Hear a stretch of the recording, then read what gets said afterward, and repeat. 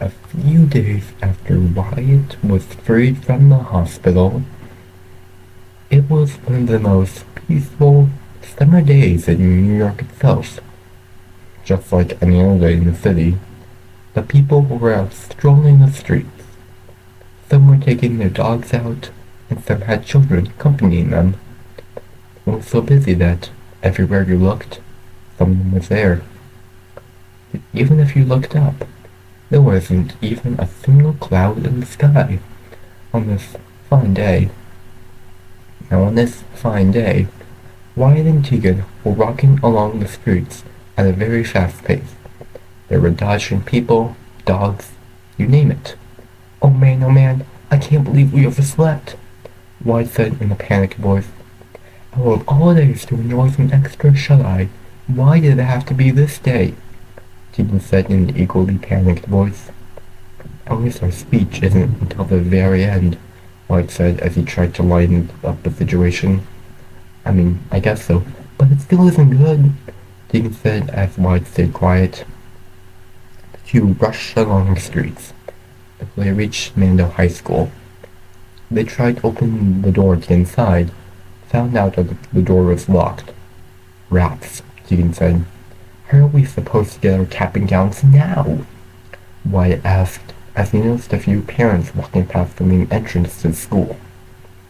Wyatt and Tegan naturally assumed they were here for the graduation event, and so the two followed the parents until they reached the football field, where they were shocked. The school usually never goes all out unless it's for a football event, but this time the school went all out for graduation. They got tons of huge balloons, tons of big-ish chairs, and not the folding ones they usually bring, and a portable stage the size of their library.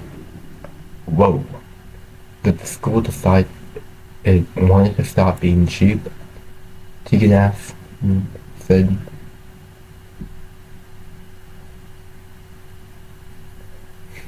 Like that will ever happen, Wyatt said as he looked around for a while. They couldn't see anyone they knew, or better yet, where they were supposed to go for that matter. The two of them walked around until Zach noticed them and walked over.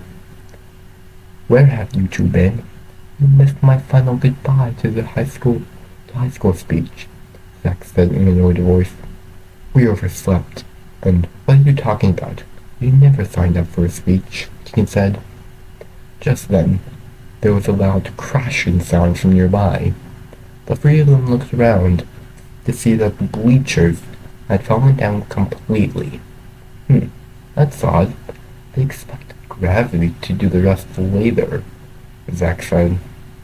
Now that's a new one, Wyatt said. I need to have a talk with this gravity, Zach said as the crowd looked away as if nothing happened. Anywho, you know where the caps and gowns are by any chance? Tegan asked. Oh, the school spent all their money on this stuff that they're never going to use, so we don't have caps this year, Zach said. What? Wyatt asked as he knew Zach was joking. He wanted to ask anyway. Nah, they're right over there, Zach said as the three of them went over to the rackets where the caps and gowns were. After one of them took an extremely long time to put theirs on, they were ready for this. I can't believe we're about to walk up on that stage, White said in a happy tone.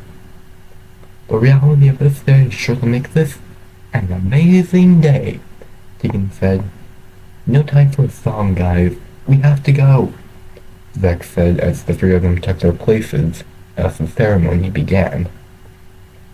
After a boring speech by their principal, it was time for Wyatt and Tegan to present their speech. Hello there, fellow classmates. As we begin to take the next step into our lives, the next step into our futures, and the next step to the person we want to be, we often forget to take a look around us. At the view outside our bedroom window, outside the view from our homes, and the view from afar.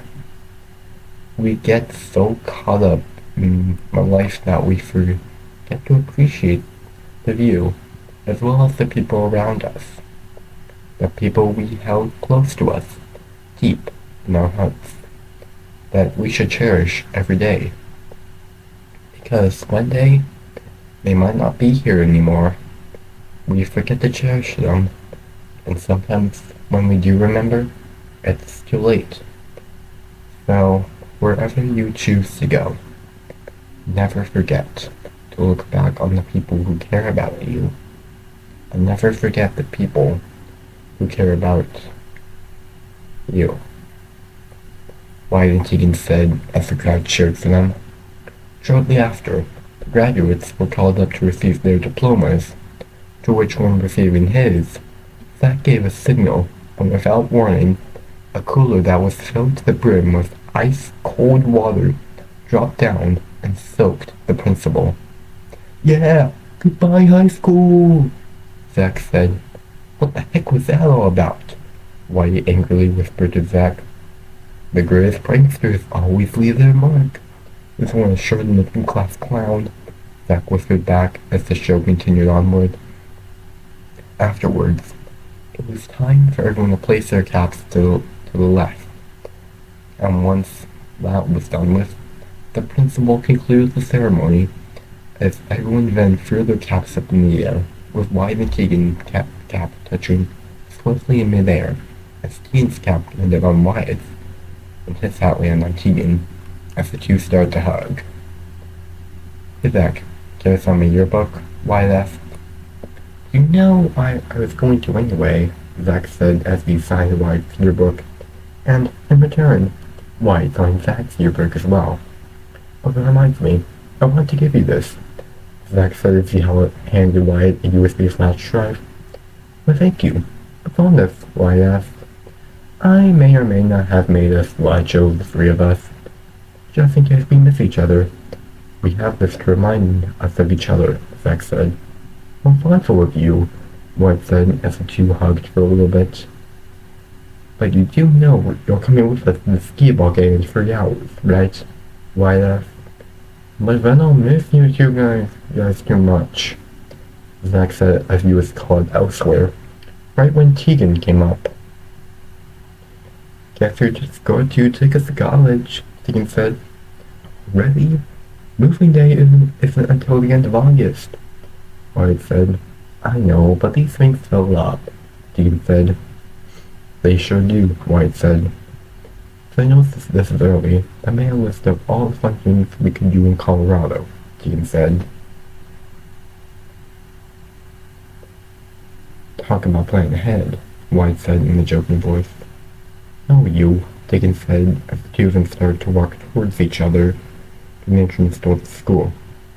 "You know, Tegan, we face our parents, shoemakers of discord. I wonder what's next for us," Wyatt questioned. "You know, I'm not sure either," Tegan said as she stopped to think for a little bit. "But all I know is that whatever is next for us, we're going to face it together," Tegan said. "Just you and me. I like that," Wyatt said as the two locked glances at each other and leaned in for one final kiss as the sun above them started to set beyond the horizon. The end.